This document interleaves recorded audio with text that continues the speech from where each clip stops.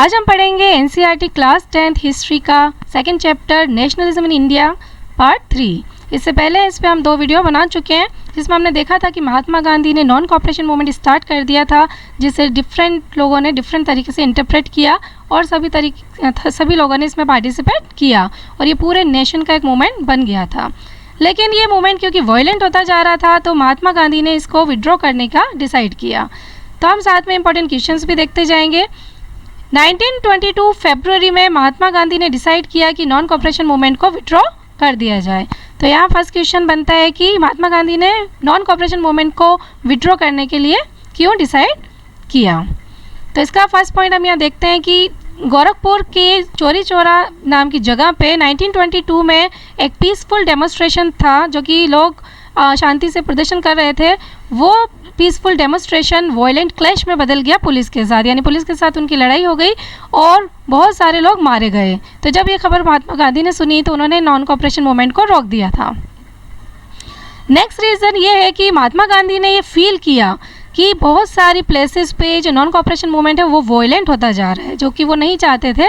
और उन्होंने ये भी फील किया कि जो सत्याग्रही थे जो कि इस मूवमेंट में पार्टिसिपेट कर रहे थे उनको प्रॉपर ट्रेनिंग देने की ज़रूरत है इससे पहले कि वो किसी मास स्ट्रगल में पार्टिसिपेट करें। तो ये सब रीजंस थे जिसकी वजह से महात्मा गांधी ने नॉन कॉपरेशन मूवमेंट को विड्रॉ किया।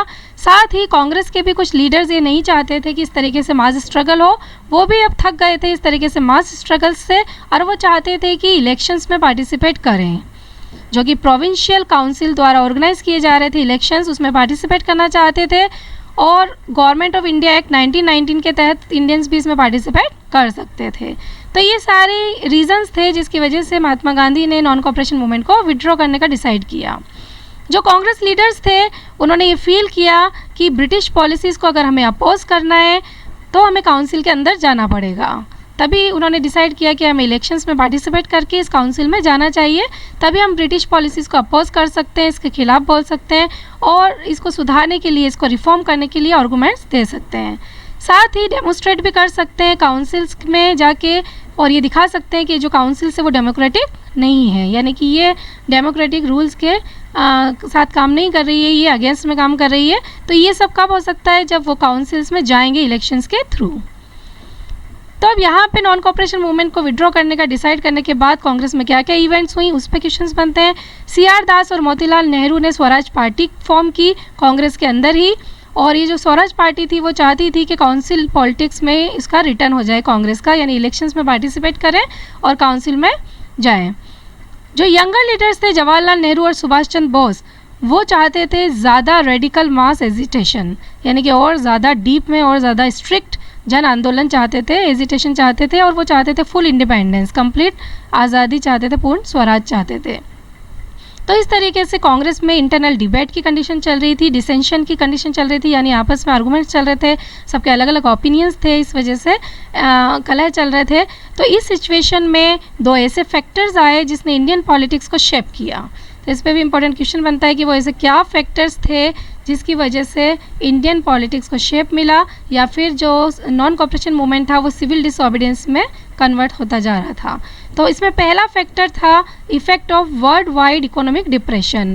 जो पूरे वर्ल्ड में इकोनॉमिक डिप्रेशन चल रहा था, यानी उनकी आर्थिक स्थिति खराब चल रही थी, वो एक मेन पॉइंट साबित हुआ।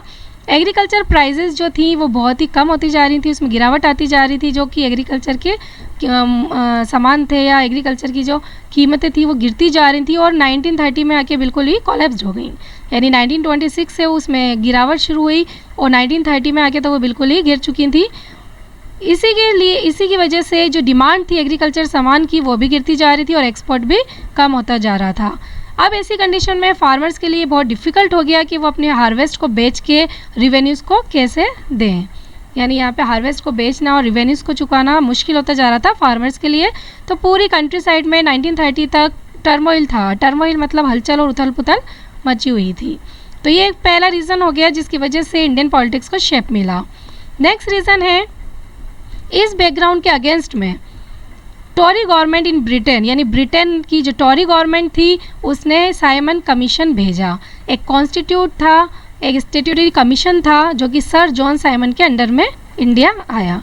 सर जॉन साइमन के अंडर में एक साइमन कमीशन का गठन किया गया, जो कि एक स्टैट्यूटरी कमीशन था, यानी कि सांविधिक कमीशन था, जो कि कानून और नियम के तहत था। Setup in response to the nationalist movement, और ये जो कमीशन था वो बनाया गया था नेशनलिस्ट मूवमेंट के रिस्पॉन्स में, यानी पूरे जो देश में मूवमेंट चल रहे थे उसके रिस्पॉन्स के तौर पे ये साइमन कमीशन बनाया गया था, और इसको भेजा गया इंडिया में to look into the functioning of the constitutional system in India, यानी इंडिया में कॉन्स्टिट्यूशन सिस्टम किस तरीके से काम कर रहा है, उसका फंक्शन कैसा है, कैसा कॉन्स्टिट्यूशन होना चाहिए, उसमें क्या क्या चेंजेस होने चाहिए, इन सब को इन्वेस्टिगेट करने के लिए ही कमीशन इंडिया आया था। लेकिन मेन प्रॉब्लम क्या थी कि commission didn't have a single Indian member, commission में एक भी इंडियन मेंबर नहीं था। अब वो कमीशन इंडिया के कॉन्स्टिट्यूट को देख रहा है और उसमें एक भी इंडियन मेंबर नहीं था, जबकि इंडियंस ही इंडिया को अच्छी तरह समझ सकते थे। दे वर ऑल ब्रिटिश, वो सारे ब्रिटिश मेंबर्स थे। इसीलिए इंडियंस ने डिसाइड किया था इसको बायकॉट करने का। तो यहाँ फिर इम्पोर्टेंट क्वेश्चन बनता है कि इंडियंस ने साइमन कमीशन को बायकॉट क्यों किया गया और क्या क्या इसमें एक्शंस लिए गए। तो जितने भी इंडियंस थे उन्होंने इसका बायकॉट किया, और जब साइमन कमीशन इंडिया पहुंचा तो उसका जब स्वागत किया गया वो स्लोगन के साथ किया गया, गो बैक साइमन, यानी साइमन वापस जाओ। तो इस नारे के साथ 1928 में साइमन कमीशन का इंडिया में ग्रीट किया गया। सभी ने गो बैक साइमन्स के नारे लगाए। जितनी भी पार्टीज़ थी, जिसमें कांग्रेस थी, मुस्लिम लीग्स थी, सब ने पार्टिसिपेट किया इसके खिलाफ डेमोस्ट्रेशन में, प्रदर्शन में। तो इस तरीके से साइमन कमीशन को बायकॉट किया गया। अब इसका जो वायसरॉय था लॉर्ड इरविन, उस टाइम पे जो वायसरॉय थे इंडिया में लॉर्ड इरविन, उन्होंने जब ये कंडीशन देखी तो इस कंडीशन को से निपटने के लिए उन्होंने अक्टूबर 1929 में एक ऑफ़र दिया, जो कि वेज ऑफ़र था। वेज ऑफ़र इसलिए क्योंकि बिल्कुल क्लियर नहीं था, वो अस्पष्ट सा एक ऑफ़र था, जो था डोमिनियन स्टेटस, यानी इंडिया को एक डोमिनियन स्टेटस दिया जाएगा, एक पावर दिया जाएगा कि वो अपने रूल्स खुद बनाए और अपना संविधान बनाए। लेकिन वो अनस्पेसिफाइड था। अनस्पेसिफाइड मतलब ना तो वो क्लियरली मेंशन था, ना उसे बिल्कुल क्लियर किया गया था कि वो कब पावर मिलेगा या उसका क्या फ्यूचर होगा, कुछ भी डिसाइड नहीं था।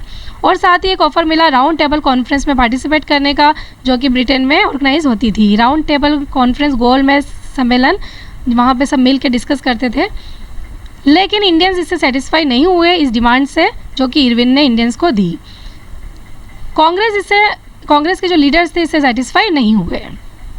जो रेडिकल्स थे कांग्रेस के अंदर, वो लीडर्स जो कि बहुत ही स्ट्रिक्टली फुल इंडिपेंडेंस की डिमांड कर रहे थे, जैसे जवाहरलाल नेहरू, सुभाष चंद्र बोस, वो और ज़्यादा असर्टिव हो गए, यानी और ज़्यादा इसके अगेंस्ट में बोलने लग गए वो। और जो लिबरल्स और मॉडरेट्स थे, जो कि कॉन्स्टिट्यूशनल चाहते थे ब्रिटिश डोमिनियन के अंडर में, यानी वो चाहते थे कि हाँ ब्रिटिश का डोमिनियन हो, ब्रिटिश का पावर हो, लेकिन उसके अंदर एक इंडियन कॉन्स्टिट्यूशन हो। ऐसे लोग कौन थे? वो लिबरल और मॉडरेट, यानी कि कांग्रेस में भी अब दो ग्रुप बन गए थे, एक तो लिबरल्स मॉडरेट्स थे और एक रेडिकल्स थे। तो रेडिकल्स चाहते थे कंप्लीट इंडिपेंडेंस, फुल स्वराज, जबकि जो लिबरल्स और मॉडरेट्स थे वो चाहते थे कि हाँ एक कॉन्स्टिट्यूशन सिस्टम हो जाए जो कि ब्रिटिश डोमिनियन के अंडर में ही हो। लेकिन जो मॉडरेट्स थे, जो कि डिमांड रख रहे थे, उनका पावर धीरे धीरे कम होता जा रहा था। यानी कांग्रेस में जो रेडिकल्स थे उनकी आवाज़ ज़्यादा हो रही थी, क्योंकि वो पूर्ण स्वराज मांग रहे थे, और जो लिबरल्स और मॉडरेट्स लोग थे जो थोड़े में ही मान रहे थे, उनका पावर धीरे धीरे कम होता जा रहा था। दिसंबर 1929 में under the presidency of Jawaharlal Nehru के प्रेसिडेंसी में एक लाहौर कांग्रेस का एक सेशन हुआ, और उसमें उन्होंने मांग रखी पूर्ण स्वराज का meaning full independence for India. बहुत इंपॉर्टेंट इस पे क्वेश्चन बनता है कि पूर्ण स्वराज की डिमांड किस सेशन में रखी गई और किसने रखी। तो 1929 दिसंबर में जवाहरलाल नेहरू ने, जो कि प्रेसिडेंट थे लाहौर कांग्रेस सेशन के, उन्होंने वहाँ उस सेशन में डिमांड रखी पूर्ण स्वराज की, फुल इंडिपेंडेंस फॉर इंडिया की।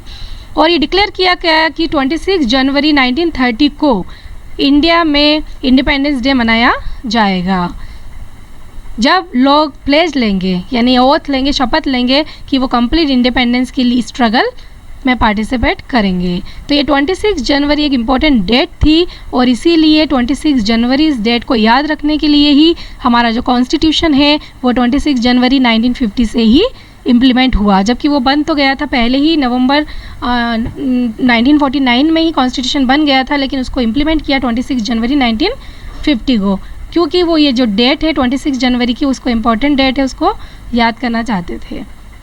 तो इसी डेट को हमारी हिस्ट्री में इम्पॉर्टेंट डेट मानी जाती है। 26 जनवरी 1930 को फर्स्ट इंडिपेंडेंस डे मनाना जाना था। लेकिन फाइनली इंडिपेंडेंस नहीं मिल पाई थी, तो जो सेलिब्रेशन था वो बहुत ही कम लोगों का अटेंशन अट्रैक्ट कर पाया था। तो महात्मा गांधी ने फिर एक दूसरा रास्ता निकाला, उनको एक दूसरा रास्ता निकालना पड़ा कि जो अब्स्ट्रैक्ट आइडिया था, यानी कि अभी तक तो लोगों के माइंड में ही ये फ्रीडम का आइडिया चल रहा था और एक अमूर्त रूप में जैसे कह सकते हैं कि एक फीलिंग थी, इमोशन था, फ्रीडम का जो आइडिया था माइंड में, अब उसको अब्स्ट्रैक्ट से कॉन्क्रीट बनाना था, यानी अब उसको फाइनली लोगों की एक्शन में लाना था, माइंड से लेके उसको एक्शन तक लाना था, हमारी एवरीडे लाइफ में लाना था। तो गांधी जी ने कुछ और रास्ते भी इसके निकाले जिससे ये जो फ्रीडम का जो आइडिया था वो अब्स्ट्रैक्ट से कॉन्क्रीट आइडिया बने और हमारे एवरीडे लाइफ में इसको इंक्लूड किया जा सके।